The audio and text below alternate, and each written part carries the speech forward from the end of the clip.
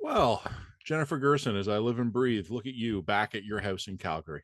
Yes, I was so happy when I got off the plane from Toronto. I came into the beautiful sort of under 30-degree air of Calgary, which like has a very low humidex, and I breathed in clearly, in and out, enjoyed the sunshine, and was happy to be back home. I was telling you this just yesterday. Well, just and for transparency here, we are recording this earlier than we normally do, just because some scheduling stuff you and I both have. So we're recording this on Thursday afternoon, and we'll publish it on Friday. So I'd been mentioning to you last night that I'm very stubborn. Like I think I'm a typical dude. I hate taking medication of any kind. It's just like Yeah. I'm gonna tough it out. I'd been having allergies for like a month. And I Mhm. finally yesterday took a Claritin and I was like, oh my God, my head is empty and my lungs are working and I'm not wheezing anymore. It, Toronto's summer has been weird over the Toronto last, summers are never pleasant. Like you they're guys getting actually worse. have you well, and not only that, but like you guys always have really lovely springs. Like I love a Toronto spring and I love a Toronto fall. Like you've got those the shoulder seasons are baller in Toronto, but your winters aren't better than ours, frankly, and your summers are a lot worse. I think your winters are longer. No, I say our winters aren't longer, but our springs aren't as nice. Our springs are cooler, and it takes a really long time for the plants to get going. I find sort of April, March in Calgary really hard because the weather's actually decent. Like it's like 10, 15 degrees. Like it feels like it should be spring, and that you look outside and it's nothing but brown, right? Like the trees and the plants don't really come into to play until June. What is the So earliest in the year you would be surprised to have snow? the earliest in the year I'd be surprised to have snow, August. Like I've never seen that happen. So I've seen like a shock sort of September snowfall, but even those snowfalls are like, oh, we get this freak dump of snow and it's melted the next day in September. That so so that would be when that. would you expect snow? I would usually expect it to be reasonably cold by the end of October, but again, the difference between Calgary and Toronto is that our those transitional seasons are really volatile. Hmm. So we will get like a cold snap and then all of a sudden it will be 10, 12 degrees again and then it will be like cold for 3 days and then all of a sudden it's going to be like late fall weather and then we could get some freak like 15-degree day in the middle of December. Like I mean I remember like riding my bike in December in Calgary. That stuff happens here. It's just wild. All right, I will grant that our summers are becoming increasingly unpleasant, and just like I'm still riding the wave of that Claritin, which feels great. Like I haven't been breathing as well in a month, and I don't even know what it is I'm allergic to now. Apparently, it's a bad year for pollen in Toronto, but boy, I would know. Being expecting snow by October, no thanks. This was the first, you know what? I don't know if it was this year, like this past winter, or the one before, and I also don't know how much of this is COVID like isolation related because of various lockdowns we were rolling with. But oh, bless you. I would add that for the first time, not this winter, but the winter before, I understood snowbirds. Mm. And I like winter. Like I like hockey. I like winter sports stuff. My son plays in a couple hockey leagues, so winters are actually really fun and active times for us. For the last couple of years, for the first time ever, I'm like, yeah, you know what? I could be in Florida right now. I could do Phoenix right now. I could do Texas right now. I don't need to be here in this. Well, and it's interesting. So I mean, also we're active because we have the mountains and we've got skiing, right? So it's great. A lot of people really love winter in this province. But I will say, like we did get those that weird 2 to 3 week span in sort of December, January. It was proper -40, and like our doors were frozen over. Like we get those. The thing that people don't get about Calgary and why that's bearable is that like then the next week it's +10. Like it's just when it gets cold, it gets really cold and it looks really brutal. But what people don't understand about living here is that the weather's constantly volatile. Well, I as long as I have Claritin, I guess I can get through the It's fine. It's fine. rest of the Anyway, summer. look, we will be fighting about which city is better for a long time to come. I just think that with climate change, Calgary is going to win in the long run. I am wondering. It's hard to separate climate out from just normal weather variations, but I don't normally have allergies in the summer. Well, actually, so we were talking about this, and this was very interesting because we had some really weird pollen patterns here in Calgary as well. And it turns out that pollen overpollination is a consequence of drought. For certain types of trees, that when trees are stressed by drought, the next year they overproduce male cones, because in nature, of course, males are cheaper to produce than females for obvious reasons. So they'll overproduce male cones, which is why all of the trees were 30 to 40% more. Actually, it was way more than that. It was crazy. Like the trees would get hit by the wind, and you get these puffs of yellow pollen coming out of the pine cones. Which does not happen. Like, it was pretty wild, but it is a result of climatic sort of volatility that you do have weird stress responses from plants. Lots to talk about on that front. You know what? Not a lot to talk about right now in the news. You and I had teased last week that we would have the papal visit coming up. Can I just say, and I want to stress again something I told you last week, I'm not Catholic and I'm not Indigenous, and I don't have any particular emotional investment in this. I'm viewing this as just as a news guy. Mm-hmm. And I don't want to sound like I'm taking the Pope's side. Like, I don't want to, like, because this might sound like a criticism of Indigenous Canadians. I don't mean it that way. But isn't it kind of unfolding exactly the way you thought it would, where he comes, he apologizes, his apology doesn't satisfy everybody, so it's being portrayed as a failed trip. Yep. And like, Yep. and and I'm not saying that the Pope shouldn't have come to apologize anyway, because the virtue is its own reward. This is pretty much what we said was going to happen last week. Like, so now that the demand is that the Pope repeal the discovery doctrine, which, don't get me wrong, sure, repeal the discovery doctrine, but I mean, if he had done that, then the criticism would be like, well, it's all just words and blah blah blah blah blah. Like, all this guy has to offer is words. That's literally it. That's you can always criticize the Pope for saying, well, those are just empty words, because empty words are all he's got. That's it. That's all he brings to the table, right? So, I mean, this is gonna be the problem, is that it's never going to be enough. We all know that. That doesn't mean he shouldn't have come to have apologized. It doesn't mean that he shouldn't repeal the discovery doctrine. Sure, go for it, repeal. The discovery doctrine's the thing, right, where like unclaimed lands should be converted to Christianity. Something like that, yes. And it basically becomes the pretext for colonization. But I mean, like, the discovery doctrine, I don't think has actually been used in centuries. Like, it's not. Well, we explored the land. Yeah, I mean, it's not an active doctrine that is being used in legal law today. And if he repealed it, it wouldn't make any legal difference to the standing of Canada. So, like, it's all empty words. That's all that he has to offer here. So it's never going to be enough. Of course, you don't come to a place and apologize because you're because of the outcome. You apologize because it's something you feel that you need to do for your own, immortal soul. But in his case, so fine, like, it's good for him to do it. But I mean, like, it doesn't surprise me that Indigenous groups are unsatisfied. There's nothing this guy can offer you that will ever satisfy you. Yeah, because there is nothing he can offer you. Well, I mean, the one thing is there are some outstanding financial payments. There are outstanding documents that have been requested, so that can be done. What occurs to me looking at all of this, and again, like, I can't and won't speak for Indigenous people, and I can't and won't speak for Catholics, but in very broad terms, it occurs to me that what we're talking about here is actually a very human thing, which is that when someone apologizes to you for a great wrong, there are basically three broad things that can happen. Someone, an individual or a community, I guess, can accept the apology and have it be a meaningful thing that allows them to move on, or they can reject it and hold on to their anger. And sometimes it's justified anger, right? Yep. Or people can kind of go, yeah, I accept that, but I find it wasn't as transformative and healing as I thought it might be here. And we just seem to be seeing that playing out on a grand scale right now. And I'm not saying this with any cynicism. This is exactly what I think we expected to have happen, right? Because, I'm at a bit of a loss here. Like, obviously, I think the church should make any payments it owes. I think the church should 100%. Release documents. I have no objection to perpetrators being brought to justice if they can be identified and if there's the evidence in place. I just hope the apology gave everyone it was capable of reaching a real measure of peace.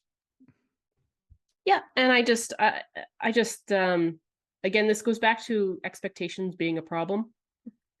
like what was in the realm of probability that of expectations that the Pope could have reasonably offered that would make this better? And I mean, it's in a real practical way. Even if he had done all of the things that indigenous groups have rightly called for, all the things you mentioned, I mean, I don't oppose any of that, and he wanted to repeal the discovery doctrine, go for it.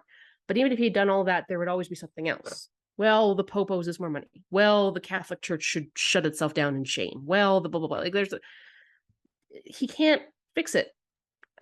The past is past. He can't fix the past. It's just what it is. He can offer remorse, he can offer compensation, he can offer that, but it's never going to make the past better. It just can't.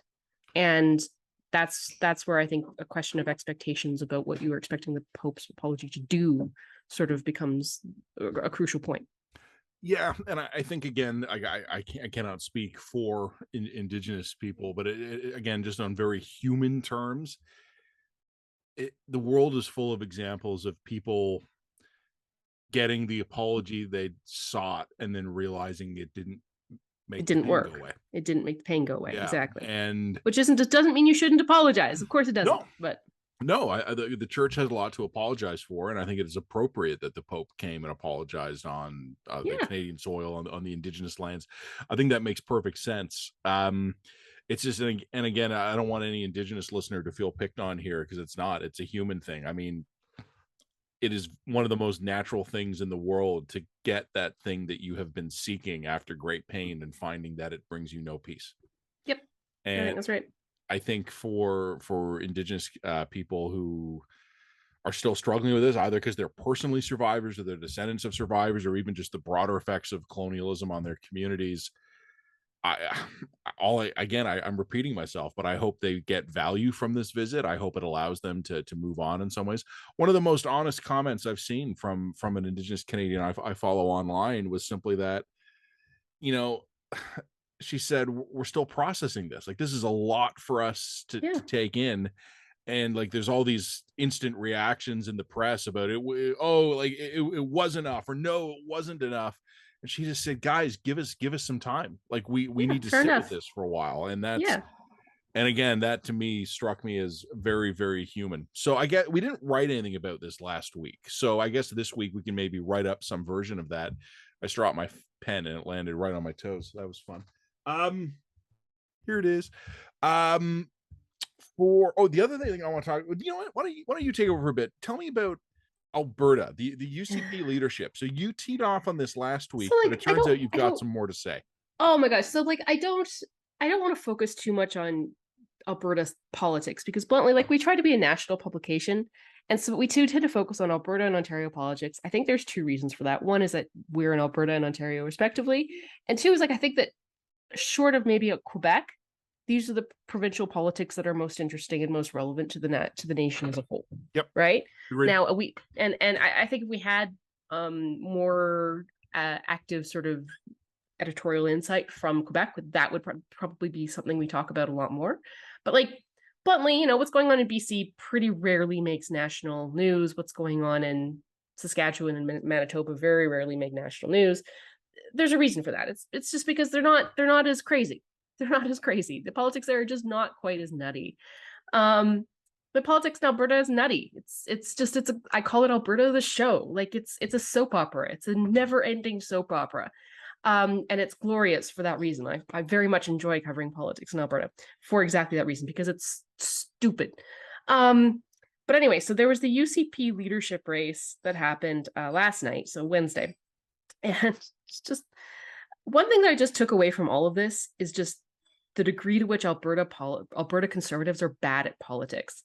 Right now, the likely winner is going to be Danielle Smith. She is dominating this race, and she's dominating this race with a joke policy called the Sovereignty Act. But that, because it's so crazy, it's so lunatic, it's so divorced from how any of Confederation works, essentially the Sovereignty Act has dominated this race, and it's allowed Danielle Smith to completely control the narrative of this race. And the fact that none of the other leadership candidates seems to understand that, or seems to be able to switch gears or switch the channel on this, just demonstrates to me how fucking amateur hour this entire thing is. I described it online as like, it's like a leadership candidate decides to campaign wearing assless chaps. And then I was corrected. Apparently all chaps are assless. But anyway, decides to campaign wearing assless chaps. And everybody's looking at this leadership candidate going like, why is this person's ass hanging out? This person's like a crazy person. This person's disqualifying. Meanwhile, all you're talking about is the person in assless chaps. 4 months later, assless chaps candidate wins. You know, like that's what's happening here. And none of these other candidates seems to understand that they're caught in this narrative trap, and none of them seems to be able to switch gears. So then you got sort of like the establishment candidate Travis Taves, who's trying to switch gears. Last night he introduces that he's going to impose tariffs on provinces that are like mean to Alberta. This is like 12-year-old. I'm gonna be tariffs on you. You were mean to us. I'm gonna put tariffs on Quebec cheese. I'll show you. Like, The following firstly, provinces are not invited to Alberta's yeah, birthday. you're not invited to my birthday party. Like, not only is it stupid and juvenile and undermines the whole sort of economic logic underpinning Confederation, but that would only punish Alberta consumers. Just so that we're clear, that would punish only Alberta consumers in the best case scenario, and in the worst case scenario, it would lead to like a tit for tat tariff war within Confederation. Like, it's stupid. These ideas are stupid, and like the fact that Danielle Smith is going to win with the stupidest idea of them all is like demonstrates the degree to which this entire party is a clown show right now. So anyway, that I want to say. And then I kind of wanted to talk a little bit about farmers. You know, we put a pin on farmers for a minute, because I want to ask you a question. So I do want to talk about farmers, but I want Yes. to ask you a question first. Are you overestimating the extent to which all of this assless chappery, and I know all chaps are assless. I knew that already. Yes, but are you? assless chaps sounds better. It does. Yeah, no, I So agree. we're just going to go with it. Are you overestimating the extent to which this is an Alberta thing, and underestimating the extent to which this is actually a conservative thing right now?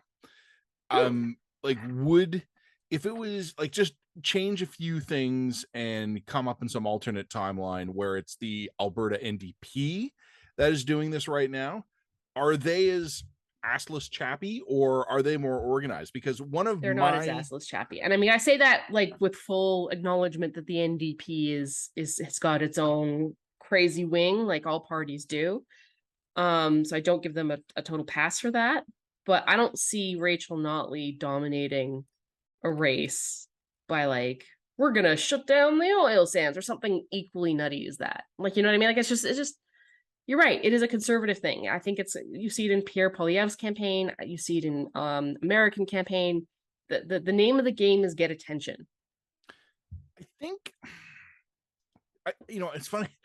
I think there's a lot of ways people describe this, right? We talk about, like, particularly in the American context, we hear a lot about like white nationalism or race-based grievances, and the demographic anxiety or economic anxiety. In Canada, we talk about like conspiracies, and we talk about like disinfo and misinfo. I don't want to oversimplify something that is complicated here, but is maybe a part of this all just the fact that like conservative politics in a lot of the world right now are just existing in a land of make-believe? Yeah, and also just I think that I think conservatives don't really understand what they stand for anymore, so they're just pulling on everything. I think that's exactly it. Yeah, no, and a column I've been meaning to write for about a year now, I did my first interviews about this last summer, was whether or not the overall meta problem in Canadian conservatism, and I just don't mean federal, I mean kind of everywhere, is intellectual bankruptcy. Yeah. And when I talk about this, like, conservatives get pissed with me because they think I'm calling them stupid. No, I don't mean that. It's not about how intelligent you are. It's whether or not the movement has sort of a pantry full of ideas, like smart ideas, things like policy innovations or cultural stuff that actually are the animating force of a party. Because in the absence of that stuff, you start having politics exist in the realm of make believe. You start having Alberta say, well, guess what, Quebec, you're not invited to our birthday party. You have a federal conservative race where the overwhelming front runner is the crypto fire the Bank of Canada guy, opt out of just inflation. In Ontario, it manifested a bit differently with Doug Ford, where basically Doug Ford, who just won a smashing majority win, nothing conservative about this guy. And the funny thing is about people in Ontario, like they're so wedded to the idea of Doug Ford as being this like horseman of the far right apocalypse. He's literally rebranded himself as the yes guy. Like literally. Like he's a, hey, we're the yes guy. I'm gonna say yes. What fucking conservatives identifies themselves as the yes guy?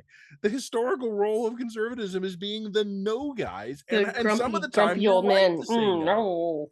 Yeah, like Yes. you were the grumpy curmudgeon saying no to stuff, and a lot of the time, no is the right answer. So Yeah. like, there's no shame in being the no guys, but But nobody likes the no guys, nobody man. likes the no guys, and Doug Ford wants to be liked. So Quebec. I mean, I'm looking a little bit like it was Andrew Coyne who had a good tweet Thursday, I think, where he basically just screen capped a bunch of headlines about like modern conservatism, and they're all insane. It's all Mm. about modern Canadian conservatism, and it's like in Quebec, Conservative Party surging and talking about conspiracies. So like Pierre Poilievre doesn't want to debate Alberta. It's like anti-vax stuff and sovereignty acts, I mean, and then in Ontario, it's the yes man going, "I'll say yes to everything." the other thing here as well is that I think we underestimate the degree to which the electorate just really likes being told what it wants to hear. Yeah, Right? Like I agree. there's a deep degree of despondency and despair in Alberta, the Alberta electorate, in a sense that of aggrievement, and a sense that like, well, shit, we have to do something. So why not this? This is something. Like it's almost nihilistic. And it's very juvenile. It's not, but it's straight up like, if only we had the willpower to actually stand up to the federal government, we could get what we want. Like, your problem isn't lack of willpower. I don't know what to tell you. Like, that's not the problem. Right. And it's like, but here they have another leader who's coming forward and telling them what they want to hear. If only Kenny were strong against the federal government like me, we wouldn't be paying equalization. We could get the C-69 overpeeled by running a local sort of Alberta Sovereignty Act. I mean, that was actually an example she used. Like, as if you could run an Alberta Sovereignty Act that would control how pipelines were accepted in other provinces. Like, it literally is anything. And people when you point this stuff out, they think through it, they're just like, yeah, well, but at least we're doing something. I mean, I think the actual quote from Daniel Smith was, well, at least we're putting the federal government on notice. Like, because that plays locally great. People love the idea of putting the federal government on notice without realizing that that's a joke. Like, they're making themselves out to look like idiots because the federal government isn't going to be on notice as a result of your fake law. Like, you're just making yourself look like dumb fucks. Like, but they like it. They like hearing it. They like hearing like, yeah, we're gonna stick one to the federal government with this law that makes no sense and demonstrates that we don't understand how any of this shit works. But that'll teach them. That'll teach them. Like, Tom Nichols it's in the that U.S. level. It's that level of juvenile logic and politicking. You know me, I don't like to just take U.S. political stuff and just superimpose it on Canada. It misses more than it captures, I think, when you try that. But Tom Nichols in the U.S. has written a lot about this, kind of the real juvenilization of the electorate. Yeah. Which, yeah, you're not the boss of me. Like, as sort of an overwhelming electoral principle right now. Okay, well, okay, so yeah, I'm absolutely right up that Alberta thing, but I would just say, keep in mind, I don't think it's an Alberta specific thing. I think the No, conservatives in this, it could be a conservative thing more generally. That's totally true. But I think that just the takeaway from all of this is just like, you were all so bad at politics that you were being led by the nose by a woman wearing assless chaps. That's actually my takeaway in all I of actually this. want to Google now. Are there chaps with asses? Like, I'm actually not sure. Because bluntly, if we could say assless chaps, that's a much better phrase than just chaps. Like, that doesn't chaps doesn't give you the image I'm trying to convey. Yeah, no, I hear you. Okay, do you want me to talk about the federal thing, or do you want to do fertilizer first? No, you talk the federal thing.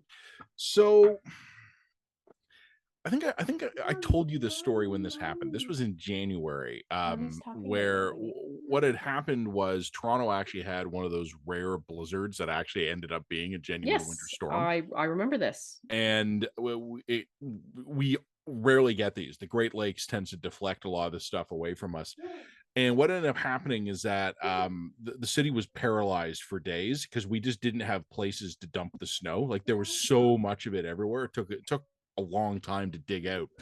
In my particular neighborhood, we've got a bunch of schools and we got a long-term care home right around the corner, and our sidewalks are usually cleared before the roads are, because people are walking. So a couple of days Mhm. after the storm, a municipal plow came through and it did the roads, and it ended up knocking like a frozen snowbank of like big chunks of frozen snow. This was not like powdery stuff. This was days of being compacted down, and the road plow knocked it all onto the sidewalk a few houses up the street from me, right at an intersection where there's moms and dads pushing strollers, and there's old people with walkers, and there's a bus stop there. And I dropped my kids off at work and I was walking back and I'm like, oh god damn it, like the whole sidewalk's been buried by this crushed snowbank. And I felt bad for the people who are going to get stuck there. So I went back to my house. I got like a literal axe because the snow is frozen, and I smashed it into like pieces. And I brought out my shovel and I cleared the sidewalk because I didn't want moms with strollers or old people with canes to get marooned on this sidewalk, right? And as I was doing this, one of my neighbors is yelling, "Matt, Matt, it's okay. I called the city."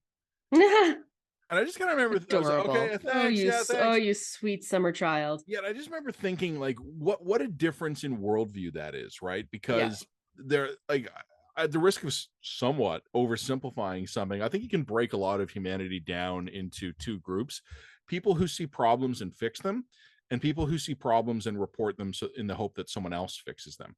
Mhm. And what I remember just laughing about as I was hacking my way through that frozen collapsed snowbank was how the person who called the city probably felt awesome about themselves. Oh, yeah. Like, I'm an engaged, active, caring citizen. I saw a problem. I didn't do nothing. I just didn't walk by. I picked up the phone and I called the authorities, right? Yeah. And like, Yeah. I don't want to judge my individual neighbor. I don't know. Maybe they got bad knees. Maybe they got bad shoulders. Maybe they have high blood pressure. Like, I don't know. I'm not going to judge them, but like, I could fix the problem. So I fixed the problem. I didn't want to wait around for someone else to fix the problem. So about a month ago, a liberal friend of mine, an active partisan liberal, got in touch with me and said, "Remember that story you told on your radio show?" Because I talked about this on my radio show about the snowbank. I'm like, "Yeah," and she said to me, "Customer Service Task Force," and I just Oh, no. laughed because Oh, no. a month ago, that is what the feds announced, right? Because they like there were problems with airports, problems especially with Oh, I passport remember this offices. now. I There, totally forgot about it. there were all these big backlogs, also with immigration wait lists, getting people their documents so they can either immigrate to Canada or bring in their families. So meanwhile, like we have critical labor shortages in skilled trades and medicine. The Yeah. world is full of like carpenters and nurses, and the Canadian government cannot process their paperwork. Yeah. So just over a month ago, I'll find the exact date. Trudeau announces a customer service task force because Canadians deserve, counting on great government services. Isn't that such a perfect little microcosm into the worldview of people who Yep. see a Yep. sidewalk covered in Yep. snow and they've got a shovel in their garage, but they strike a task force? Because credit where it's due, the Toronto Star this week tried to do some follow-ups on this because it's been a month since the task force was announced. Here's what the Star discovered: that the union in charge of the passport offices has not heard from them yet, the task force. Yeah. That as It's far as only the been a month. Star It's only knows, been a month, it's Matt. only Come been a month. on. As far as the Star knows, there has been no other announced work by the task force on customer service excellence. As far as the Star can tell, looking at weekly passport issuances, like how many are going out, with the exception of 1 week that bumped up above the normal, it's basically flat for the last month or so, with the exception of one good week, about 10% above the mean. We're issuing about as many passports now as we were last month and the month Mhm. before and the month before. Mhm. And when the Star asked for an update from the federal government about what is the status of the task force, they received like a copy paste, almost verbatim. Like the Star explicitly said, this is almost word for word what they said when they announced the task force a month ago. So tell me that this is not a microcosm of something else. When confronted with problems, we strike a task force. What does the task force do? Nothing, but it exists. And because it exists, we can prove that this is a problem that this government takes seriously. I mean, it's you have to understand that the Canadian government is one extended laugh track of Yes Minister. This is straight out of Yes Minister. Sir Humphrey is going to be like, well, we wouldn't want to fix the problem here, so we'll create a task force to look at how we might fix the problem. But by the time the task force is done, the problem will have solved itself. Like, it's Yes Minister. It's all Yes Minister from top to bottom. There's a book that came out this week. I've downloaded a copy, but I haven't read it yet. It looks like a real slog. It's a collection of essays. Alex is just giving me a look because I butchered that accent. Just destroyed it. Well, fine then. Do a better job then on Sir Humphrey. Come on. Come. No, do it for the video. Oh, you're so shy. He does from what I could hear of the accent, brilliantly. it was No, bad. I mean, Alex has got like a talent for accent. That's amazing. I don't. Mm. So there's a book out, and I've downloaded a copy of it, but I haven't read it yet. That's my disclosure. Yeah, you're going to get a task force to read the book for you exactly. and tell you what's the. And then afterwards, we'll have a retired Supreme Court justice review the work of the task Perfect. force. Brilliant. But the book is on Canadian public policy achievement, like successes in Canadian public policy. And it's actually a collection of essays by really smart people. Looking through some of the names of the authors of these essays, I was struck by, I know a lot of these names because like they've been writing op-eds or I've interviewed them. Like these are like smart people who really are subject matter experts. And they're writing essays about Canadian public policy successes because they're worried that Canadians are cynical about their government. And Aaron Weary of CBC had basically said, hey, this is like a wake-up call for journalists, right? Because if all we're doing is talking about doom and gloom, are we actually accelerating the crisis in democracy that we're all worried about? And the answer is no. No, it's not. I don't think that's the problem I'm worried about. Because like the whole thing reminds me a little bit of that old joke. Well, other than that, Mrs. Lincoln, how was the show last night? Like, yeah, I have no doubt that most of Canadian public policy works most of the time because Canada is a great country to live in. But the problem is, while we're tallying up all of our policy successes, the healthcare system crashed. Oops. And it's like we have to, like, on the one hand, it's great to say, you know, like this initiative worked really well and we really rolled out this effective policy, but then it's like, well, also we are millions of houses short of where we should be. Yeah, the healthcare system is a catastrophe and our military can't fight. Right. So the other thing too is, what do you want to bet? Now, when you read the book, come back to me with this one. But what do you want to bet? Like the policy successes that get trumpeted are going to be relatively small, localized policy successes that most Canadians, frankly, don't care as much about as, say, housing and healthcare. Well, I flipped through it, and one of them is, for instance, Canadian public policy has been successful at driving down the rates of tobacco use, and I would say, you know what, that's good. Yeah, like you don't smoke, I don't smoke, I hardly know anyone our age. Of course, this is also a global trend as well. Well, we don't need to dwell on that, Jen. But I mean, yeah, it's and again, you and I are not doom and gloom as a matter of like habit. This is not cheap thrills. This is not stumping for subscribers here. I know I've talked about this before in columns I've written about this. We've talked about this as well. The country basically works at all the basic stuff. I turn on my tap and clean water will come out, and it's unusual for the power to be offline. The country works at the municipal level most of the time. That's the distinction I would make. The further away you get from the municipal level, the more sclerosis and dysfunction you get. I would agree. Is not, and that's not a total rule, but I think it's a general rule. Well, what I've said before is that Canadian public policy works when it is about muscle memory. If it is, can we continue to be good at something we were already good at? I think the answer is yes. Sure. And I think that's because in most systems we have people who know how to do it, like the frontline hands-on guys who plow roads and fix sewers. Like they know what to do, and then they get new employees and they train them, so that stuff works well. We fall flat on our faces when we try to do new things. But it just occurs to me, like, the two kinds of people in the world: the ones who shovel the sidewalk and the one who call someone else, To and fix both the of them problem. probably are equally satisfied with the day's work they put in, because a huge part of this country, and I think a lot of our government, not even political, but like the sinews of government, these are process people. These are not outcomes people. So the other interesting thing that I would just point out, and this is a complete tangent to this, that it's a specific example of this, is that during my awesome vacation, best vacation ever of my life, I actually rented an EV. I rented a BMW i3 something. Very, very cool EV car. I've never actually really driven one or used one before, but I was curious, like, are these cars ready for prime time? Loved it.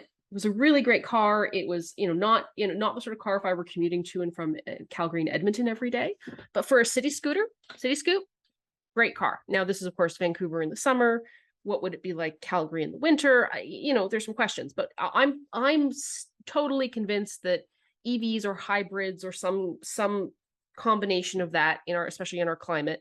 I don't think we're going to totally get rid of gas, but we could probably substantively reduce our individual gas consumption with a hybrid type model, even in a cold climate. I think these cars are pretty close to being ready for prime time, even in extreme environments like Calgary, for example. Where we aren't ready and where we haven't even begun to have this conversation is EV charging infrastructure. Yeah. In order to get, say, 90%, like right now, it's relatively easy to go out of your way in a place like Vancouver and find a charging station. It's a little inconvenient, but whatever, to save myself $30 on gas, it's a worthwhile inconvenience. What do we do when 90% of the cars, or 80% of the cars, or 70% of the cars are EVs? Because like the odd EV charging station in the parking lot of your library ain't going to cut it. It's going to have to be like 50% of the mall parking lot stalls are going to have charging stations. It's going to be every new house that gets built is going to need an EV charging station. And what about the draw and the impact on the power grid that's going to have? We're not going to be able to do that on the existing power grid. We're going to need to make massive investments in nuclear power. Like that's just the future. That's what we're going to need to do, and we need to start having that conversation right now in order to make that transition in the next 10 to 15 years. We're not even starting to have that conversation. It's massively beyond the scope of Yep. what we can even think about doing right now, financially, psychologically, culturally, everything. Institutionally, like no. Oh, great. We'll build a new shopping garage and we'll put an EV charging station in there. Won't that make us look trendy? Great. In 10 years, 60% of new cars sold are going to be EVs. What are you going to do then? How's your condo in Toronto going to evolve to that? Going to manage that? How's your power grid going to deal with that? I crunched these numbers for TVO in a series of articles I wrote a couple of months ago, and it was around the time Russia was just first rolling into Ukraine, and we were kind of going, uh-oh, and we were looking around at all of our energy sector.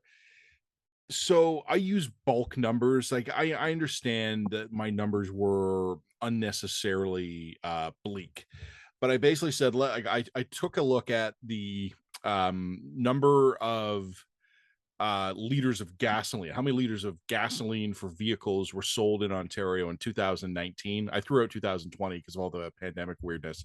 I looked at the federal kilowatt hour to get to gasoline liter equivalent figures, and I just said how many kilowatts of electricity to replace every liter of gasoline sold in Ontario. And the good news is we could do it. The bad news is we could not do anything else, because in order to replace the amount of gasoline purely with battery power using, again, federal efficiency standards, it would require production of the entire electrical grid. Or put another way, this is the equivalent of the ethanol stuff, the ethanol additions to the we're going to add ethanol because that's a clean fuel source. Well, yeah, but in order to make substantive emissions reductions, I mean real emissions reductions by replacing ethanol with or gasoline with ethanol, you couldn't produce food. So, now, the reason I'm not like, and again, I acknowledged in my column for in my series of columns for TBO that I was being needlessly pessimistic, right? Because first of all, you don't have to replace all the gasoline, and you don't have to replace it all at once. No. And the one thing we could do is if we charge all these things overnight, Yep. then we can actually get a long way there using idle grid capacity. So there Yep. are things we can do, but just purely in terms of contextualizing the scale of the challenge and the scale of the cost and the energy, like political energy, I mean, we have to put into doing it. No, we're not even close to this. So yeah, are we having public policy successes in this country? Yes. If I needed a hip replacement today in Ontario, could I get one? No. Well, also, okay, Okay. so the policy successes you're touting are reduction in tobacco use. So that's like what, a 30-year-old policy success? I don't know. I mean, I don't want to unfairly criticize the book Like, because okay, I anyway, admit I read the haven't book, written read it the yet. book, read But the book, and we'll come back to this. But basically, I'm just like, we need to actually be seriously investing in nuclear infrastructure today. Where is that conversation happening? here, Um, not many other Here, places. nowhere else. So anyway, that's Speaking of that's the which, conversation. to, I mean, on this note, why don't you tell me about? I don't fully understand this yet, and I know that you Okay. want to do more reading So about this. But tell this me about is yeah, fertilizer. this is something I need to do a little bit more research on before I write about it. So I'm going to do that kind of later today. But essentially, this is something that got flagged for me when I spoke and pissed off a lot of farmers at a farming conference. When that is plans to introduce emissions cap on fertilizer use. So it's not a cap on fertilizer use. It's an emissions cap on ag essentially. And you've got farmers claiming that if this emissions cap go through, it's going to essentially reduce yields, food yields, by like some ridiculous amount, like 30%. And of course, we've seen across the world in India and I think Denmark as well, farmers just revolting over caps on agriculture because the emissions caps are so divorced from the realities of the outcomes that a lot of these things are going to impose on people. And of course, it looks like we're going to be imposing these emissions caps in Canada, a major food producing and exporting part of the world, in the midst of a global famine. So oops, like the odds that an actual emissions cap that reduces food yields by that dramatic of an amount holds through in the next 90 to 190 days is seems radically implausible to me. Like we are looking at major food security issues, and I just don't see that as being a political winner. Like if you've got India, you know, moving bodies off the streets because they can't afford to feed people, you know, that's not going to look good on a Trudeau government that's just said we need to produce 30% less lentils. Like that is not a winning global proposition, and I don't think it's a winning local proposition for anybody. So you know, I would encourage people to sort of slow their rolls on the outrage on that one, because I think the political realities are pretty bleak on that. But I do think it's another example of just a government that appears to be increasingly entrenched in its own ideological bubble, passing policies that are just divorced from the world that we're actually living in. And you see this with C10, you see this with their Online Harms Act, you see this, there's something about the Liberal government that appears to be retreating into its own ideological headspace and not really paying attention to the actual impacts on ordinary people anymore. This is related to what we were talking about before, Mm-hmm. and I think before we were rolling the video, I talked a little bit about this. How within this yes minister esque customer service task force world of governance, you will have different working groups in this country that are simultaneously trying to increase and decrease our energy production. Mm-hmm. And they'll be so far removed from each other that they will not even realize that they're working at cross purposes. Brian Kelsey is a kind of municipal affairs guy, political guy. He's written for us here at the line before. He has a great saying, and I'm going to mangle it, so this is not a direct quote, but he says, in his political career as a political advisor, he's always advised politicians or governments, before you take action to try and fix a problem, make sure you're not already currently subsidizing it. And he actually, it's not just a wordplay. He says most of the time when you find a bad thing that a government would want to fix, it is in some way actually sustaining it. And he says, like, you know, we could actually make a lot of our problems go away without having to like do stuff if we just stop doing bad stuff. We and I don't look, I'm going to look forward to whatever you write about this. I don't understand the fertilizer thing. I'm aware of the Dutch protests, and I know it's sort of animating some of the right-wing convoy-esque protests elsewhere Mm-hmm. in North America. Like I think the recent drive-through protest in Ottawa, like where they drove through Ottawa, I don't mean drive-through restaurants. I mean like a convoy rolled through Ottawa. Didn't they make an explicit point of going past the Dutch embassy? because of this Mm, fertilizer thing. yeah, So yeah, yeah. I understand it's animating some of this now, but I'm actually looking forward to what you come up with, because as of right now, I don't think I would understand And it. also, I think there's also and again, here's where I'm going to admit my ignorance, and I need to do more research on this. But I think that the way that the fertilizer thing is being portrayed in a lot of right wing circles is incorrect. It's being Oh, portrayed no as way. like a yeah, like I think it's being portrayed as like, well, they're going to reduce food outputs by 30%. Like that's the policy, and the policy is actually an emissions reductions policy. It's not meant to reduce yields essentially. So that feeds in, of course, into existing sort of stereotypes about, they want us all to be poor and eating bugs, like it's all part of that conspiracy shit. So that's not the policy. It does seem to be an emissions reduction policy that is probably misguided and poorly timed. Okay. But I'm going to do more research on that and figure it out exactly what the wording of the policy is. All right. Yep. No, and I will, like I said, I'll look forward to that, because I actually don't know much about that. That's about all I have. So we've got Pope, we've got Task Force, we've got Alberta, and we've got Fertilizer. So I think, oh, and we have one piece coming in on Ukraine. So I think that sounds like a pretty good dispatch, especially for Yeah. a slow summer Slow week. summer week. Yeah, it's actually not been that slow though. And also, of course, we got a column from me coming tomorrow on Oh, Andrew Indigo. Lawton on Yeah, Indigo and Andrew Lawton, which I think is actually pretty good. I think I'm pleased with it. So we are pleased with it. All right. Well, by the time anyone sees or hears this, that column will be live. We'll put the podcast and the video out Friday. We'll put the written dispatch out, I think, Saturday, huh? yeah, I think so. And on that note, I'm gonna go eat some food and then do my edits. Well, can't argue with that plan. All right. Thanks, everybody. Thanks, Jen. Take care, Cheers. everybody. You too. Bye.